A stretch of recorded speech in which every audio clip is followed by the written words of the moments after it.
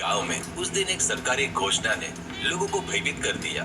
TV पर lady anchor ने चेतावनी देते हुए कहा, गांव के पास की नदी उफान पर है। बाढ़ आने के कारण अगले कुछ दिनों तक 15 से फीट तक गहरे पानी में डूबने वाला है।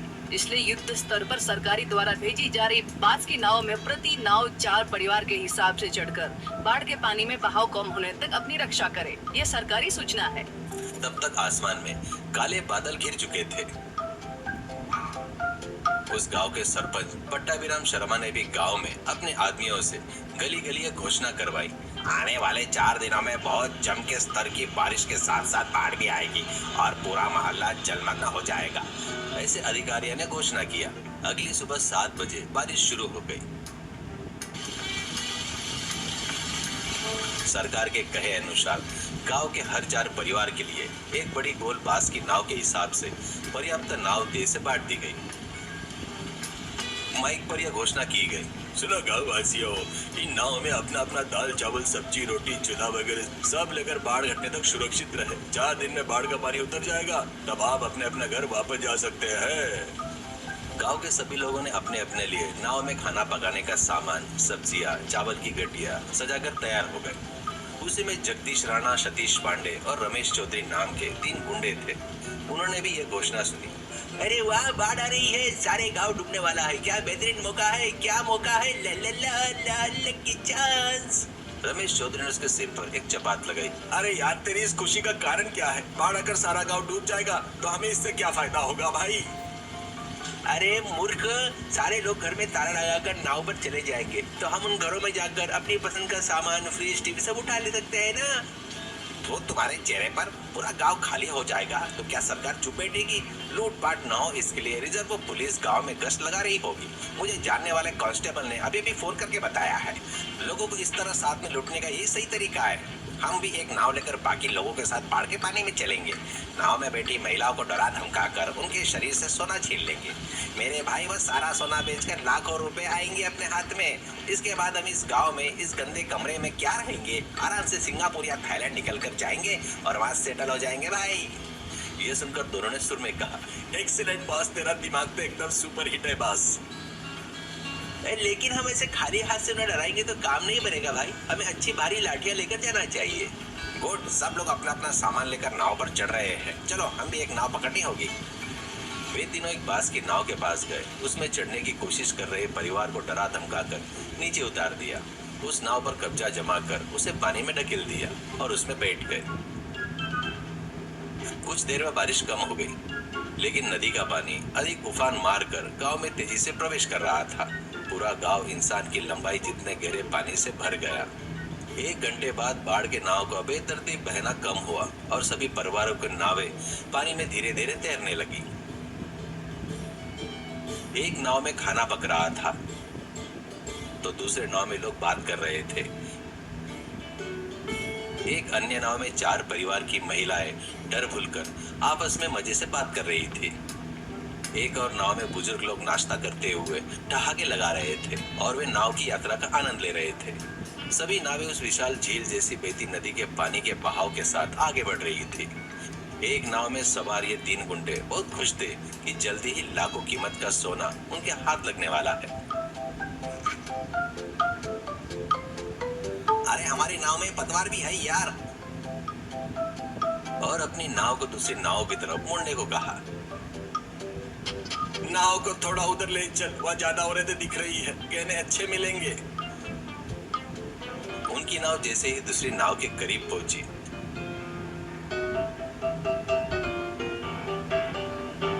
जगदीश राणा ने एक छलांग लगाई और उस नाव में कूद गया। वो लाठी दिखाकर धमकाने लगा, कोई चिल्लाना मत। ये औरतों, तुम्हारे पास जितना भी सोना है, अंगूठियां है, सब निकाल कर इस थैली में डालो, वरना जान से जाओगी। जब वे डर के मारे चीखने लगी, अरे चिल्लाओ मत, मार डालूंगा। आसपास के दूसरे नावा के लोग इस नाव में कूदने ही वाले थे कि उनके हाथ में लाठियां देखकर रुक गए। डरी हुई महिलाओं ने अपने शरीर से सोना गहने निकालकर थैली में डाल दिए।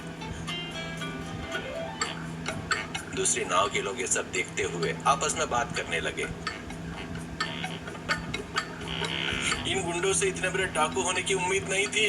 सब बाढ़ से बचकर अपनी जान बचा रहे हैं और इन नीच लोगों की हरकतें देखो, ऐसे समय देखकर ये लूटपाट कर रहे हैं। जाएंगे, ये लोग अपने पापों से ही मर जाएंगे। भगवान इन्हें कभी माफ नहीं करेगा।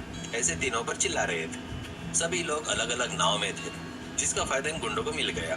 बाकी नाव के पुरुष गुस्से में दांत पीस रहे थे, लेकिन गुंडों के हाथ में लाठियां देखकर कुछ नहीं कर पा रहे थे। ये तीनों गुंडे आसानी से एक नाव से दूसरी नाव पर जाते गए और सबको डराकर भारी मात्रा में सोना और पैसा लूट लिया। अपनी नाव में वापस आने के बाद रमेश चौधरी गहने की थैली पकड़कर आहे भरते हुए बोला, वाह राणा, हमारा प्लान सुपर हिट हो गया। सिर्फ गांव में ही नहीं, आसपास के 10 गांव के सभी लोग से ज्यादा अमीर बन गए हम लोग। ये थैली में सोना भरा पड़ा है भाई। देखा मेरा दिमाग, सब लोग बाढ़ में अपने भी जान कैसे बचाएंगे ये सोच रहे थे, और हम लक्ष्मी देवी को अपने घर पर ले कर आए हैं। ये 4 दिन तक बीत जाएंगे, फिर हम शहर जाकर ऐश की जिंदगी जी सकते हैं। तू तेरे चेहरे पर अब तक तो किसी न किसी ने पुलिस को फोन कर ही दिया होगा ना। हमें इन लोगों से दूर चले जाना चाहिए। रमेश पतवार चला। तब तक बाढ़ का पानी और बढ़ गया और पानी का बहाव बहुत तेज होने लगा। पुलिस को सूचना मिलने के बावजूद वे बाढ़ के पानी में फंसी नाव के परिवार की मदद करने में असमर्थ रहे। दूसरे दिन दोपहर को, अरे राणा, कल सुबह से कुछ नहीं खाया यार, भूख से पेट में चूहे कूद रहे हैं। सब्र करो यार, थोड़ा सब्र करो। हम अमीर है, क्या हम एक दिन भूखे नहीं रह सकते क्या? ऊपर से पानी की गहराई बढ़ गई है, आसपास कोई किनारा दिखाई नहीं दे रहा है। जहाँ देखो वहाँ बस बाढ़ का पानी ही पानी है। लेकिन तीसरे दिन तक स्थिति पूरी बदल गई। तीनों भूख प्यास से तड़पने लगे।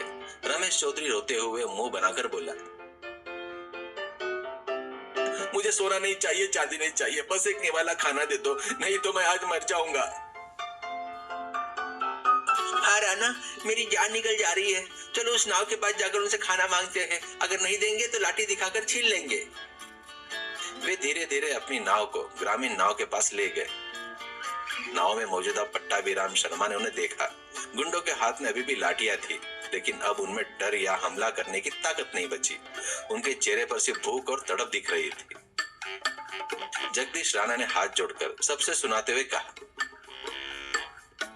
हमें माफ कर दीजिए। आप लोगों को डरा धमका कर जो भी सोना हमने लूटा था वो इस थैली में है, इसे ले लीजिए, लेकिन भगवान के लिए हमें एक प्लेट खाना दे दीजिए, हम भूख से मर रहे हैं। नाव में बैठे लोग गुस्से से चिल्लाए, नहीं शर्मा जी, इन राक्षसों पर दया मत कीजिए। देखा आपने, विपत्ति के समय एक दूसरे की मदद करनी चाहिए, लेकिन आपने मौका मिला और तुमने लूटपाट की, इसलिए भगवान ने आपको भूख की सजा दे दी। इस बाढ़ के पानी में आपके लूटे सोने की कीमत 1 रुपए के बराबर भी नहीं है, लेकिन हमने जो ये 4 निवाले पकाए हैं ना, ये सोने से भी ज्यादा कीमती है बाबू। आपकी जान बचाने वाले भी ये निवाले हैं। यह कहकर उन्हें गर्मा गर्म चावल सब्जी परोसी। तीनों गुंडों ने पागल की तरह खाया और महिलाओं के पैरों पर गिरकर बोले, अरे माँ जी, हमें माफ कर दो माँ जी। ऐसे माफी मांगने लगे। उन्होंने जो कुछ भी लूटा था वह सारा सामान जिसका था उसे वापस लौटा दिया। चौथे दिन बाढ़ का पानी कम हो गया। सभी अपने अपने घरों में लौट गए। उस दिन के बाद से तीनों गुंडे पूरी तरह बदल गए और गांव के लोगों की हर संभव मदद करते हुए भली भांति अपना जीवन बिताने लगे।